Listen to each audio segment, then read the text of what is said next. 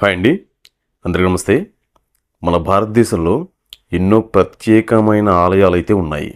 కొన్ని ఆలయాలు మనల్ని ఆశ్చర్యపరిచే విధంగా అయితే ఉంటాయి. ఇలాంటి ఆలయాల్లోనే రాజస్థాన్లోని కర్నీ మాత ఆలయం. ఇది ఎలుకల గుడిగా ప్రసిద్ధి అయితే చెందిన టెంపుల్.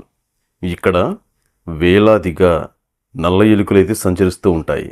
అయితే ఇదంతా భక్తులకు భయం కలిగించే విషయం అయితే కాదు.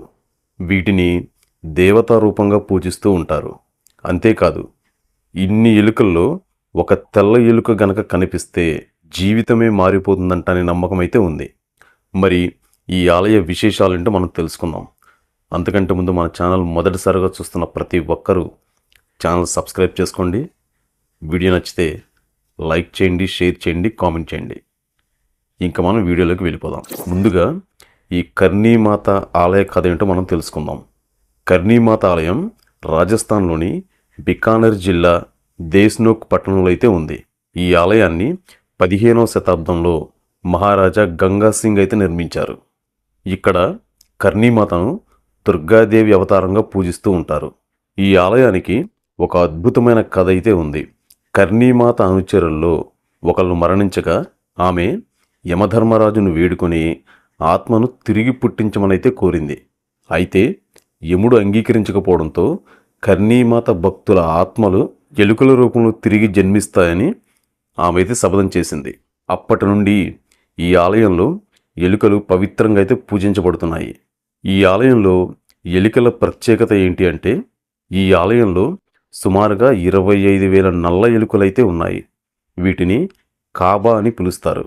భక్తులు ఈ ఎలుకలను పవిత్ర జీవులుగా భావించి వాటిని తాకేందుకు ఆసక్తి చూపిస్తూ ఉంటారు. ఇక్కడ ప్రత్యేకత ఏమిటి అంటే, ఇన్ని ఎలుకల్లో ఒక తెల్ల ఎలుక గనక వీళ్ళకి కనిపిస్తే వీళ్ళకి అదృష్టం అని చెప్తూ ఉంటారు. ఇది చాలా అరుదుగా అయితే కనిపిస్తూ ఉంటుంది. అలా కనిపించిన వాళ్ళకి వారి జీవితంలో గొప్ప మార్పులు వస్తాయనే నమ్మకం అయితే ఉంది.